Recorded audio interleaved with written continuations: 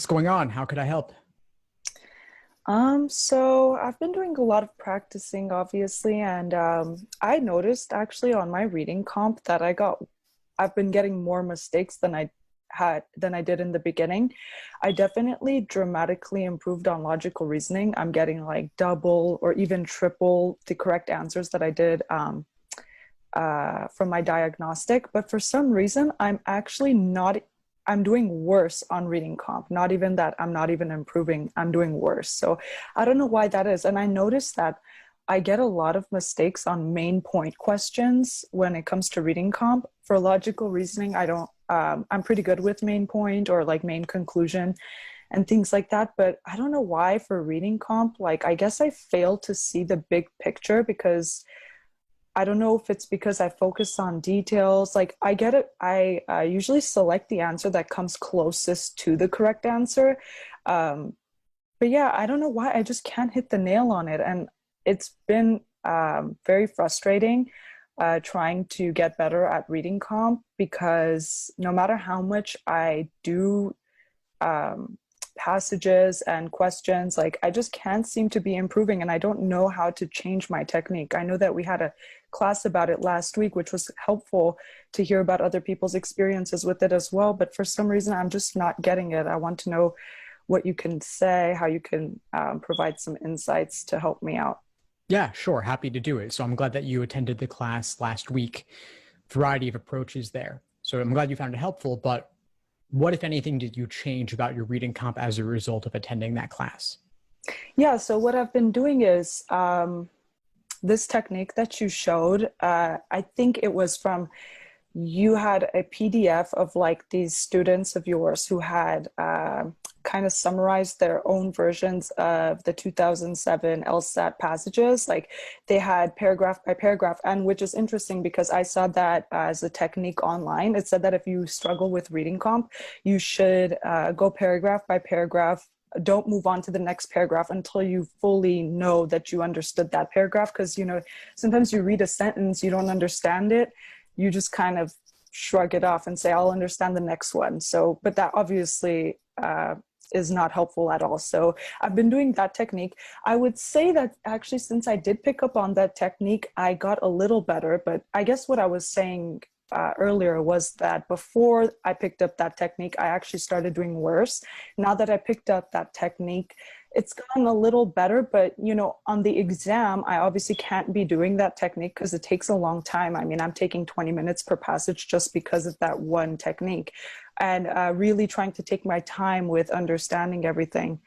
Um, so yeah, I don't know. Like, how do you think? I have been a phrase reader as well, but I don't know, my exam date is 10 weeks away, so I'm not sure if that's going to help me too much. It can help me speed up the reading, but what about the comprehending part, you know? Yeah. Yeah. So these summaries that you're doing, it sounds like implementing that technique is taking a long time. So what do those Hmm. summaries look like? How many words, how many sentences? Yeah, it varies.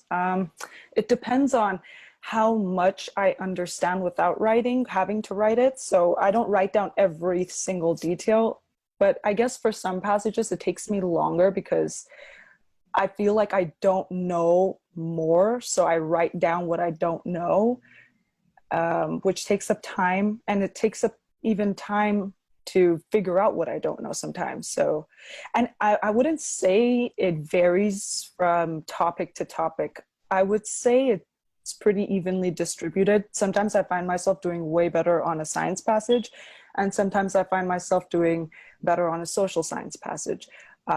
So it depends. It's sometimes about the language, maybe, or like I said, I fail to understand the main point. So I'm getting those questions wrong. I'm getting the inferential ones right, or the ones that refer to a specific line or a specific word and to ask you what the author intends by this.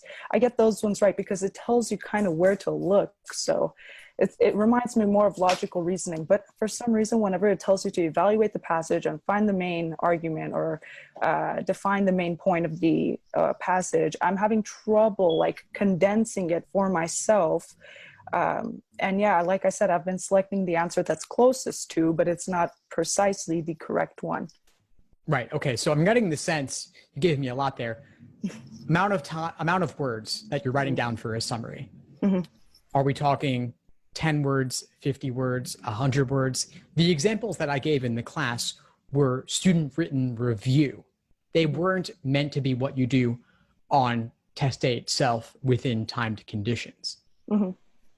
Yeah, I wouldn't say it's 50 words, and it depends, like I said. So I write 5 words for one paragraph. It depends, like I said. And the next paragraph would give me a little more information. So my summary of it would be like 15 words. I don't know which part of it takes time. Also, after I finish a paragraph, I don't just write it down. I finish the whole passage, and then I do like a very brief skimming per paragraph. Um, while I'm reading the passage, I try to engage by stopping after every paragraph and summarizing it vocally to myself, and then moving on and moving on. And so once I finish, I try to, off memory, write down what I did vocalize paragraph by paragraph. And if I'm having trouble like with remembering something, that's when I do the skimming. So it's a lot of going back and forth, and I think that's what takes time, but I've been trying to take my time with it. It is the last section that I've been practicing. I did logic games first, reasoning second. Now I'm on reading comp, and I'm getting kind of stuck on it. It's also taking away my time from like practicing other things. I've been doing like about 7 to 10 passages a day. Yeah, like I said, I'm like 10 weeks away from the exam. I was so like worried yesterday because I also had a medical emergency. So I had to take like 2 days off from studying. So I was thinking like, should I just postpone to November now? Like I was having almost like a panic attack. I don't know how to deal with it. What advice could you give me? Yeah, sure. Well, I'm sorry to hear about the medical issue. I hope you're doing better now. I know it took you out of commission for a couple days, but if you're still okay to go for October health-wise, at least you have that. If you did have to push back to November, not a big deal. If things are not good or they get worse, you could push back to November, totally fine. Taking November LSAT still gives you plenty of time to apply this cycle. It doesn't put you late in the cycle. And Yeah, another 4 or 5 weeks, not a huge deal. yeah. What do you think about January? I mean, I'm only asking about January. My goal is to take this test once and once only based on the materials that you've provided. I believe I can make that happen. But for the odd chance that I am unhappy with my first score, well, if I were to take it in October, I wouldn't be able to sign up for November. And I don't want to sign up for both at once because I don't think that that's logical. But my other only option would be to take it in January. So what do you think about a January test? It's a little bit late. Mm-hmm. Meaning that there's a little bit less scholarship money available. It's a little bit tougher. But if you got a few points more by taking it in January, that would make it totally worth it. Now, you talked about registering for both October and November, not knowing if you'll need November, right? And you pointed out that it might not be logical because it could be a waste. And yeah, it could be a waste in terms of money, in terms of fees, but that might be what you need to do in order to be able to apply relatively earlier. If you could apply 2 months earlier by registering for November, even if you didn't need it, it'd be worth the $200 even if it was lost. Yeah, that makes sense. I think, well, like I said, I want to take the exam once and I plan to, but hopefully all goes well. But yeah, I guess right now I'm just kind of stuck with deciding between October and November. I prefer to do October, but I don't know if it's gonna completely depend on my preference. I have to see when I'm completely ready. Regardless, for October, I believe the deadline to sign up would be like beginning of September anyway, so I would have to decide quick. And yeah, I don't know. Do you think 10 weeks is a sufficient amount of time to improve more in reading comp? Yeah, it is. 10 weeks more is plenty, especially you've already been at it for a while. You've seen a little bit of what works and what doesn't. And I want to talk more about the reading comp summaries, but just to go back to, again, the test dates, just register for both. If you're able to afford it, just have that secured, have it taken care of. If you don't need one of them, yeah, LSAT could get some more money in fees, which is nice for them, not so nice for you. But in the grand scheme of things, it's a drop in the bucket. And it ensures that you're not taking in January just because you didn't want to pay for November. I'd also re-examine the idea of taking it once and being done with it. Yeah, perfect world, that'd be nice. But what would be the actual consequences of taking it twice? None, I would say. It's not a huge deal if you have to take it twice. And yeah, it could feel cleaner to do it once and be done, but retaking is incredibly common. At the end of the day, we're not about what necessarily is the cleanest, smoothest process. We're about getting you to the best possible result in the end, both for LSAT and then, of course, for your admissions journey in general. And given that law schools don't average multiple LSAT scores, retaking, there's a lot to be said for it. I think most people should retake just because through luck alone, you could do a few points better and apply with a higher score. So why wouldn't you, especially since the exam dates are only 4 or 5 weeks apart? Yeah.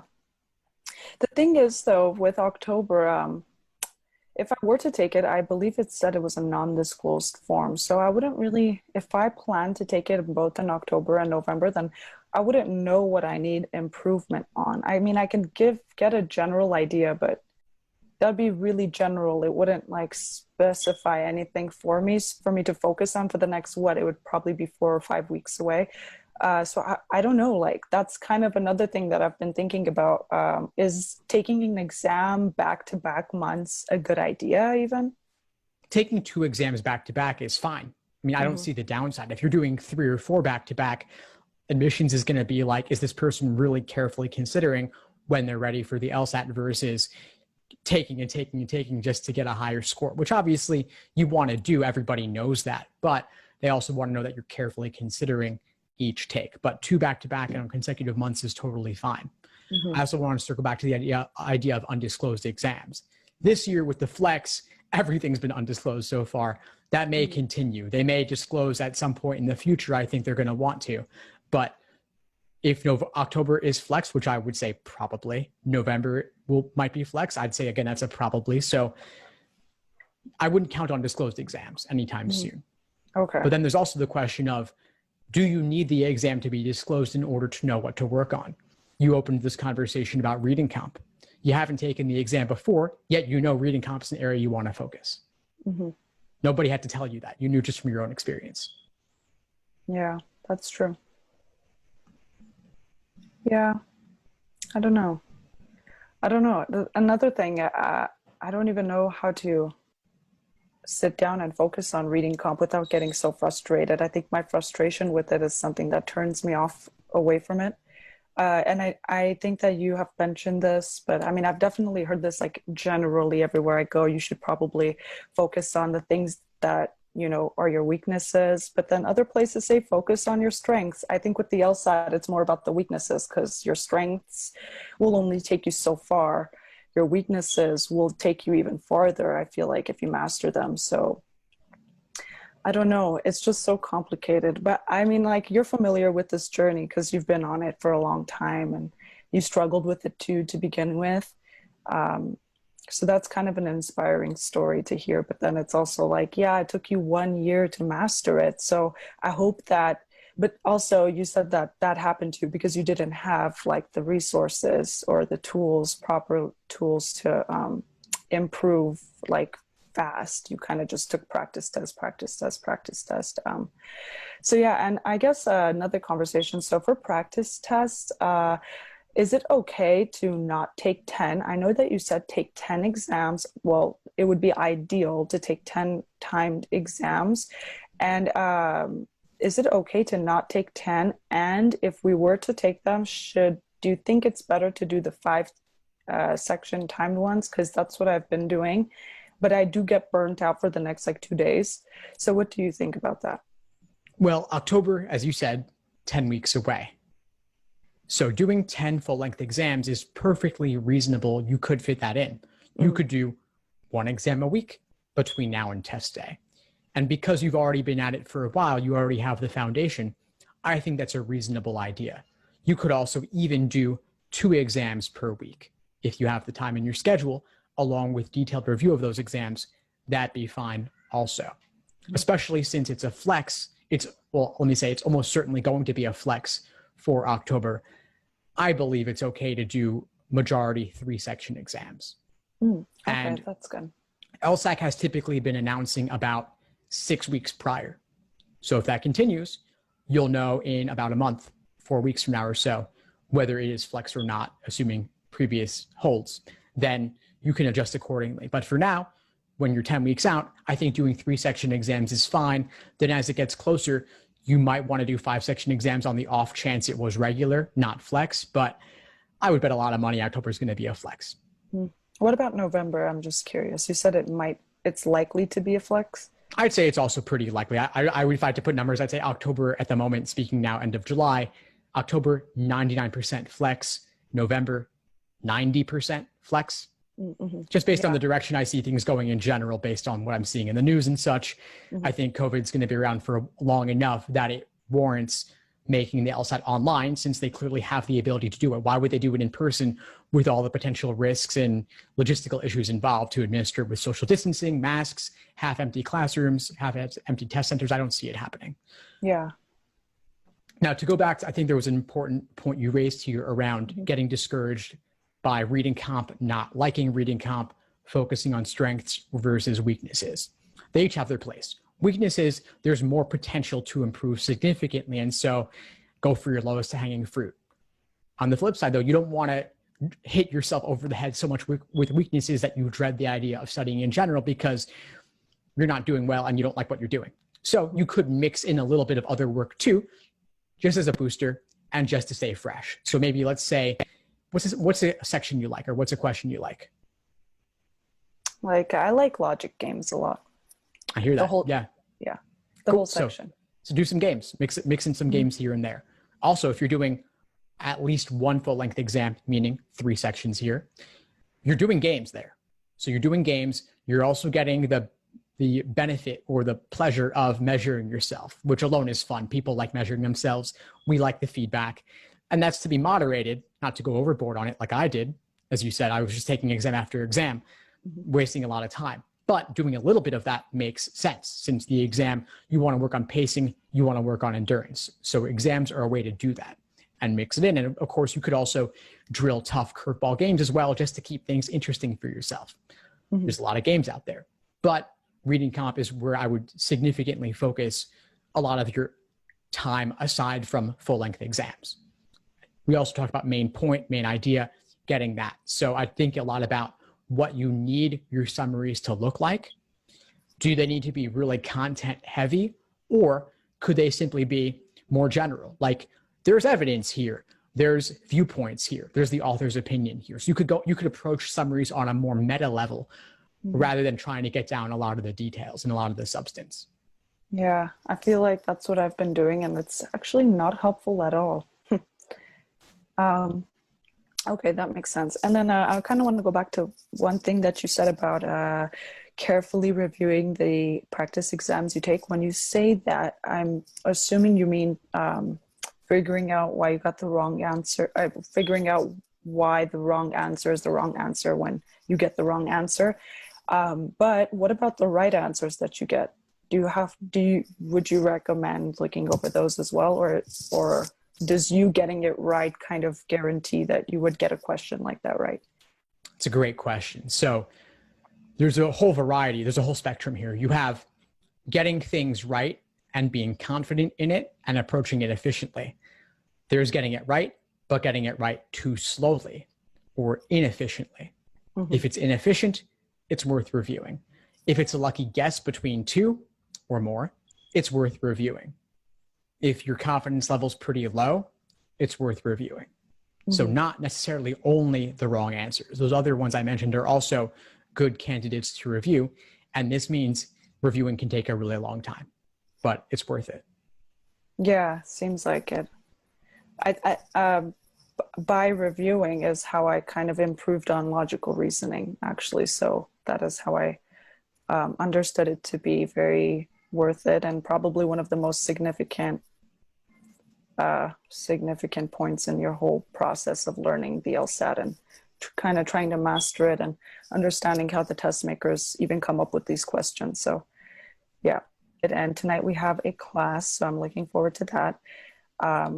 We have 2 classes tonight, correct? I think. Yeah, we do. Okay, cool. So yeah, cool. Okay, so I'll see you at 5 o'clock. Awesome. I'll see you then, Carney. Have a good one. You as well. Bye. Thanks for tuning into the show. Please subscribe if you haven't done so already to be notified of new episodes as I release them. And feel free to reach out if you need anything at all as you move forward with your prep. I'm happy to help however I can. In the meantime, I'll wish you all the best and take care.